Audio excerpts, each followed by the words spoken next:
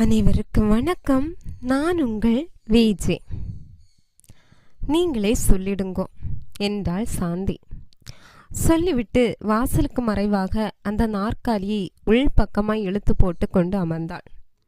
அவருக்கு regular customer நீ. இப்போ திடீர்னு என்ன சொல்ல சொன்ன? எப்படி? நீயே சொல்லிடு. அதுதான் சரி. நாதன் அவன் அறைக்குள் புகுந்து கொண்டான். சும்மா சொல்லுங்க, ஒரு நாளைக்கு பரவாயில்ல. உராங், அதப்படி? நான் அவள்கிட்ட இது நாள் வர பேசினது கூட இல்லை. முதல்ல போய் அவள்கிட்ட இதை சொல்றியே, என்னால் முடியாது. தெரு ஆரம்பத்தில் அந்த கீரைக்காரர் நுழையும் சத்தம். சரியாக காலை 7:20 கச்சிதமாக அந்த குரல். கீரை, அரைக்கீரை, தண்டாங்கீரை, முருங்கைக்கீரை, பொன்னாங்கண்ணிக்கீரை, வெந்தயக்கீரை, பாலக்கீரை, மணத்தக்காளி கீரை. தெருவே கலக்கிறது சத்தம்.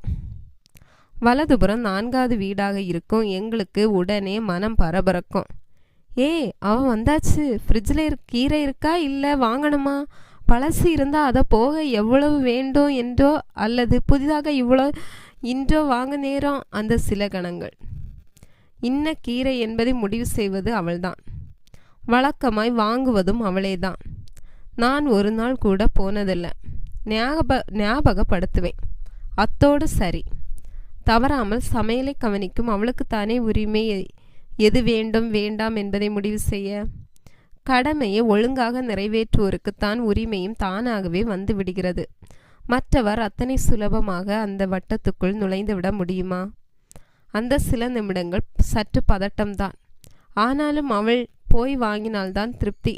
பார்த்து திருப்பி இலையாக பிரித்து புழு பூச்சி அப்படி என்னதான் பாதகம் இருக்குமோ அந்த வஸ்துவில் அவருந்தான் ஏற்றுக்கொண்டிருக்கிறாரே. இவளின் அலசலை ஒரு நாளும் அவர் குறை சொன்னதில்லை. எப்படி வேணாலும் பார்த்துக்குங்க, கட்டை பிரித்து கூட பாருங்க மாமி, அதெல்லாம் நம்ம சரக்கு, படு சுத்தமாக்கும்.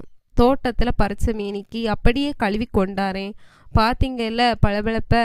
நீங்கள் எதுவும் நினைக்க வேணாம், நான் கொடுக்கறத அப்படியே எடுத்துட்டு போங்க சொல்லத்தான் செய்கிறா. இவள் கேட்டால்தானே. நீங்கள் உங்கள் பாட்டுக்கு சொல்கிறத சொல்லுங்க, நான் என் பாட்டுக்கு பார்க்குறத பார்க்குறேன். எதில் பூச்சி இருக்கும் பொட்டிருக்கும்னு எனக்கு தானே தெரியும் என்று வாயால் சொல்லாவிட்டாலும் செயலால் காண்பித்து விடுவாள்.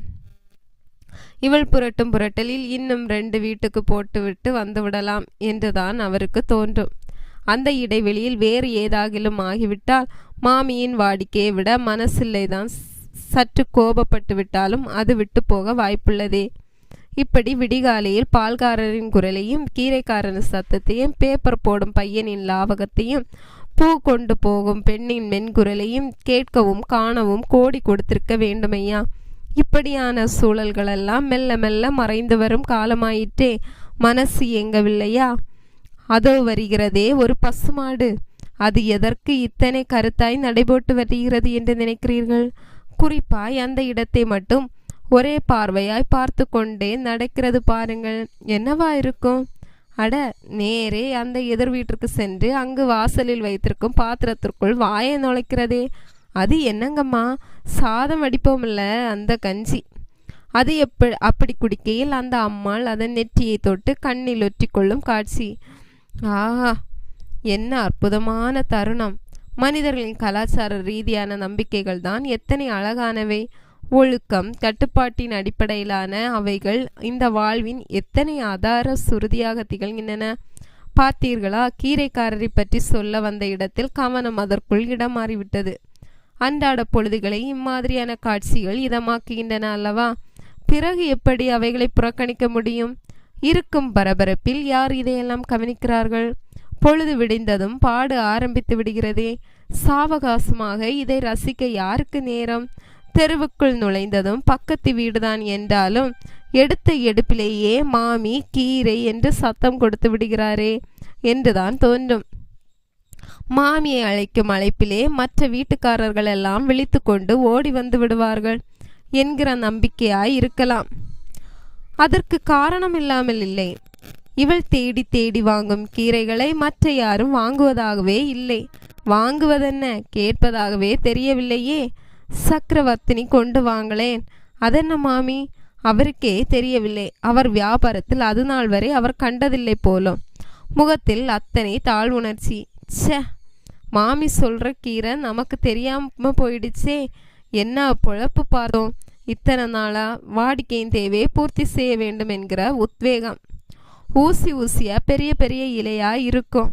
சென்ட்ரல் மார்க்கெட்டுக்கு வரும். வாங்கிட்டு வர்றீங்களா? பணம் தரட்டுமா? பணம் கிடக்கட்டும் மாமி, காசென்ன ஓடியா போகுது. நாளைக்கு கொண்டாரேன் பாருங்க. சவாலாய் ஏற்றுக்கொண்டுதான் சென்றார் கீரைக்காரர். அட, கர்ம சிரத்தையாய் வாங்கி வந்து விட்டாரையா. மாமி, இந்தாங்க பிடிங்க.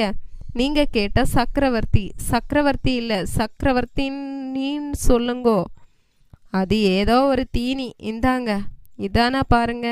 தேடி களைச்சிட்டம் போங்க. சாந்தியின் முகத்தில் பரவிய சந்தோஷத்திற்கு அளவே இல்லை. அடடா, இப்படியுமா சொத்து கைக்கு வந்து சேரும்? பூஜை ரூமில் வைத்து பூஜையை செய்தாலும் போயிற்று. கையில் இருந்த நோட்டை அவரிடம் கொடுக்க, மாமி பாக்கி இருக்கட்டும், வச்சுக்கோங்க. அலைஞ்சு வாங்கிட்டு வந்திருக்கேன். காசா பெருசு, மனசுதான் முக்கியம். சகி இருக்கிறவாளுக்கு அத்தனை நல்லதாக்கும், தெரிஞ்சுக்கோங்க. சர்க்கரை வியாதியா மாமி? அது நமக்கும் இருக்குதான். டாக்டர் சொல்கிறாரு. ஓடி ஓடி உழைக்கிறேன். உங்களுக்கு எதுக்கு? அது வருது. அண்டாதாக்கும், நன்னா பார்த்துக்கோங்க. அவரின் வாடிக்கை மற்றவர்களுக்கு எப்படியோ, சாந்திக்கு பெரிய ஆதரவு. நாளை வரைச்சு இதை கொண்டு வாங்கோ, அதை கொண்டு வாங்கோ என்றெல்லாம் அவள் விடாமல் சொல்கையில் அவரும் அசந்ததே இல்லை, சலித்ததே இல்லை.